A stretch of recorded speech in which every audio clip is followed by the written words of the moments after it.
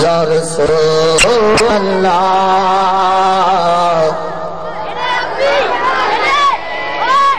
یا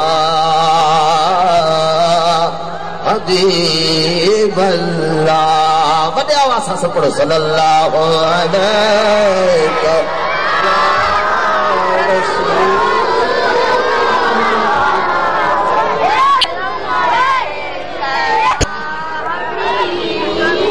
عزیز دوستو یہ وقت مجھے آقا نامدار اچھا ہے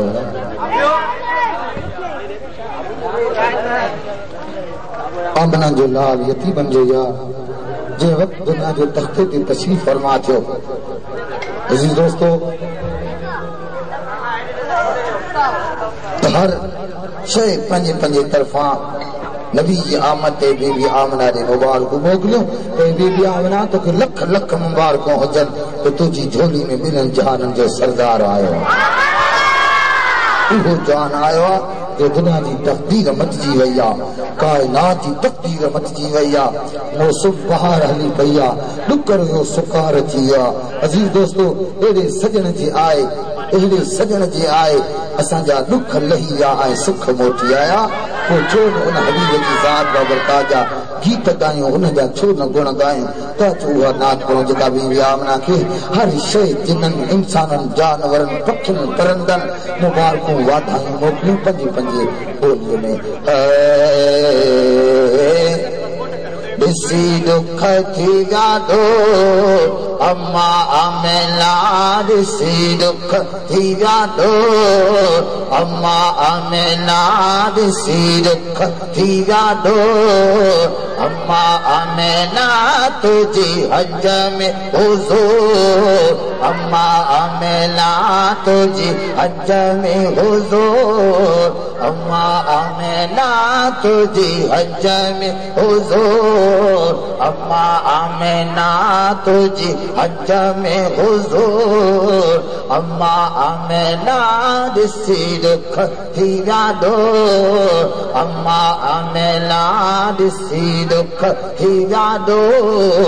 اما آمنہ تجھی حج میں حضور اما آمنہ تجھی حج میں حضور اما آمنہ تجھی حج میں حضور اما آمنہ دسی دکھ تھی یادو اما آمنہ دسی دکھ تھی یادو اما آمنہ آئی سہن لجے آیا سکھا دیاڑا آئے سہن لجے آیا سکھا دیاڑا یود کر دے ہماویا دکھا دیاڑا یود کر دے ہماویا دکھا دیاڑا یود کر دے ہماویا دکھا دیاڑا وڈی رونق سارنگ جی یا فرش و فلک وڈی رونق سارنگ جی یا فرش و فلک انسان نہ حیوان ہورا ملک سبھی صغرا صلاة الجبائل پیا پسی چہرو پر نور اما آمنہ پسی چہرو پر نور اما آمنہ پسی چہرو پر نور اما آمنہ دسی دکھ تھی یادو اما آمنہ دسی دکھ تھی یادو اما آمنہ تجھی حج میں حضور اما آمنہ جنے پردہ حجابن جا کھجدا ویا جنے پردہ حجابن جا کھجدا ویا خود کعبے میں بھورا تھی بھجدا ویا خود کعبے میں بھورا تھی بھجدا ویا جھکی کعبے سجن جی غلامی دنے جھکی کعبے سجن جی سلامی دنی سج چنڈوئی ستارہ کرے روشنی عرش آیا سمانن میں جھومن لگا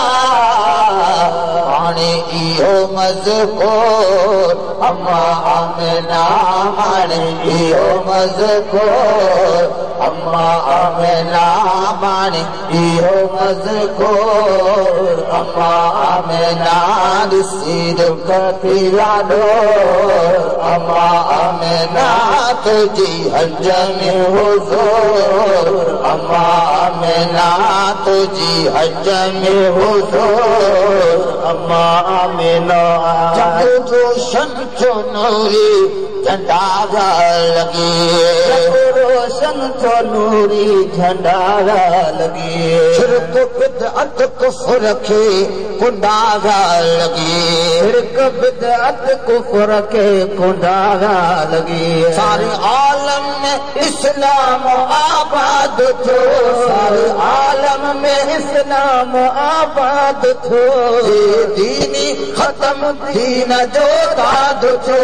लॻो हक़ जो अनारो त बातिल भॻो गैरन जो गुरूर अम्मा आमिना तो गैरन जो गुरूर